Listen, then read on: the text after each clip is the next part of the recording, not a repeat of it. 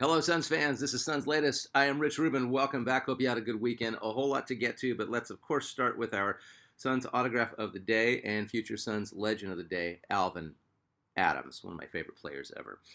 So much to talk about today. Let's start with some rumors.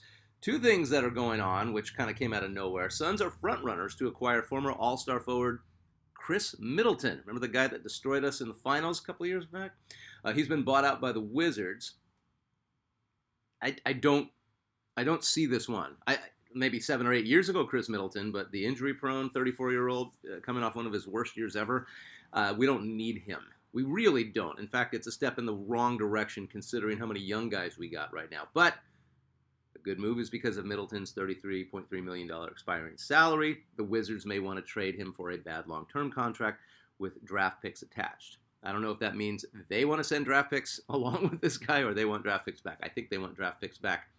So I don't know where some of these rumors come from. They pop up. You look at them. I always kind of cross-reference. If there's 3 different outlets and that aren't just some guy like me just going, hey, here's what I think. Fine. Then I'll talk about it. So that's why I'm talking about this. Suns don't have draft picks, so I have no idea why they'd be interested. He was a great all-star in his prime. But again, Suns don't need him. That's more of a youth movement issue for me, more than anything, because I've always liked Middleton. I always thought he'd be a good glue guy. Bulls center Nikola Vucevic. Now, this is a guy you don't hear a lot of rumors about, only because he's been on the market since day one. He's just one of those guys where it's like the Bulls might want to buy him out, but it seems like they've always been trying to find something for him. We have some decent big men to choose from, but Vooch can play in what I think is going to be a more forward-moving motion offense type system. It just kind of feels like that's the direction the Suns are heading into, even though we have some quality defenders. The Bulls have been trying to trade him for what seems like the day he got on the Bulls. He's not a great defender. He'll be 35. What is it with all the 35-year-olds?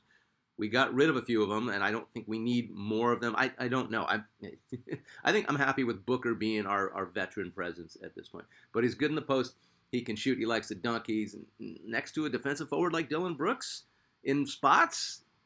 I don't know. Maybe a backup to Mark Williams, insurance instead of Nick Richards being the backup. I don't know.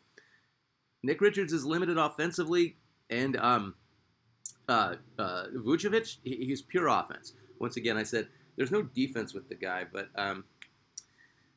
I don't know. That's a tough one. Let's see if there's any truth to those rumors. Coming up in the news, there's 2 things that are weird to talk about. This one is just, what is going on with the old hair there? This one is bizarre to talk about because I will never not talk about it. Another year in Phoenix without the great Mikal Bridges. Signed a 4-year, $150 million extension with the Knicks.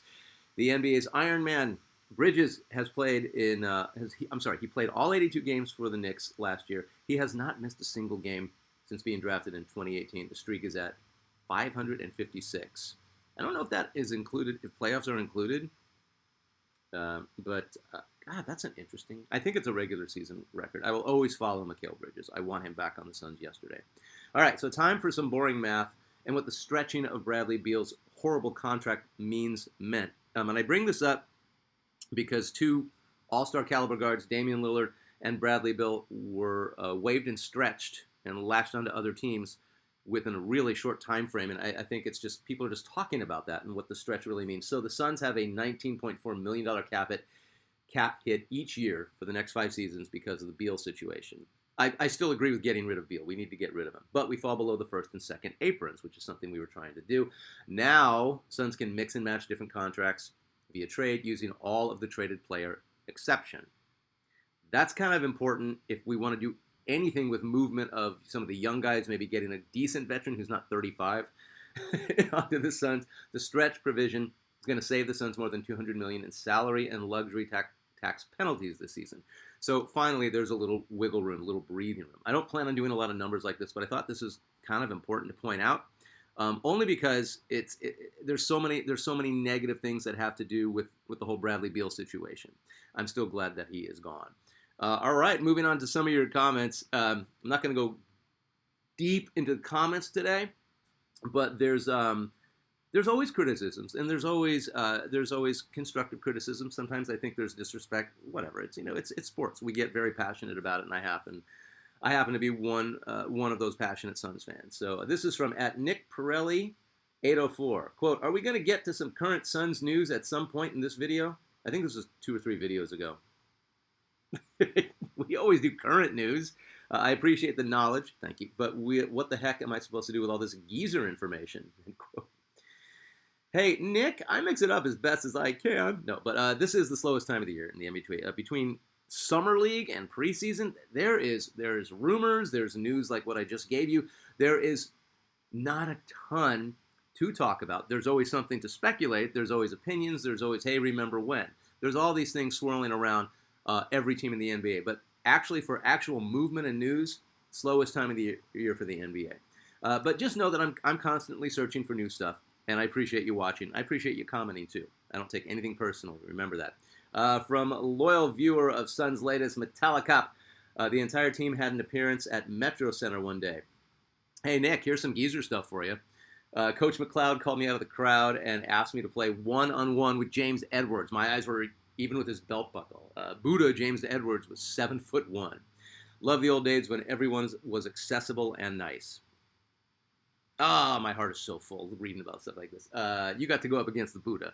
That's crazy, and that is really cool, and I think we all miss those days. And I think a lot of the younger generation, they don't get those days. It's just to get your selfie, get your autograph, get your sneaker signed, and get out. Before, it was less people. It was more one-on-one time with the player. And yes, there were events where you got to play one-on-one with them, or you got to, I don't know, like Westfall and Adams had a summer basketball camp that my big brother went to. I went to John McLeod's summer camp. I know there's still summer camps like that. I have a feeling it's all for the gram. And back in the day, it's just you just went and you learned a few things and you got to meet your favorite player. By the way, I used to cruise Metro Center in high school in Phoenix because that's what you did, and then you'd get into a fight. It was really stupid. But wouldn't it have been great if James Buddha Edwards became as good on the Suns as he was on the Pistons and helping the bad boy Pistons? That's really cool. Hey, I appreciate all comments. If you got a comment, if you got a criticism, a constructive criticism, or if there's something I'm missing, or if you have a suggestion for a Suns Legend of the Day, hit me up in comments on Suns Latest and let me know, and I will try to get to everything. And as I just mentioned, we're going to move on to Suns Legend of the Day, suggested by @ARealOne85. But how about Elliot Perry? Totally forgot about Elliot Perry. Now, not traditionally a Suns legend, but a lot of people remember him in the mid-'90s as a real backbone type of player for the Suns because he played when we really needed a good, solid backup point guard, and he was it. So, Elliot Sox Perry, what's the first thing you think of when you saw him play or you went to Suns games and Elliot Perry got on the court or you saw him subbing in? They play the Roadrunner, meet, they play that because that was, it was never his nickname. His nickname was Socks because he wore his tube socks all the way just right under his knees. And his nickname in high school was Chuck because he looked like that little chicken hawk from the Bugs Bunny cartoons. I'm tough, I'm a chicken hawk. He looked like Chuck. So that was his name in high school. His friends gave him that name. Elliot Sox Perry, 6 foot 150 out of then Memphis State, now just Memphis, drafted by the LA Clippers, second round, 37th pick overall in 1991. He played for the Suns from 94 to 96. Then he came back in 2000 for one more go-round in Phoenix. Paul Westphal came back. Dan Marley came back. Sox Perry came back. Cotton Fitzsimmons, recent legend of the day, came back twice. A lot of guys circle back and come back to the Suns and play one more season or finish their career with the Suns. And I just love that. I just realized that.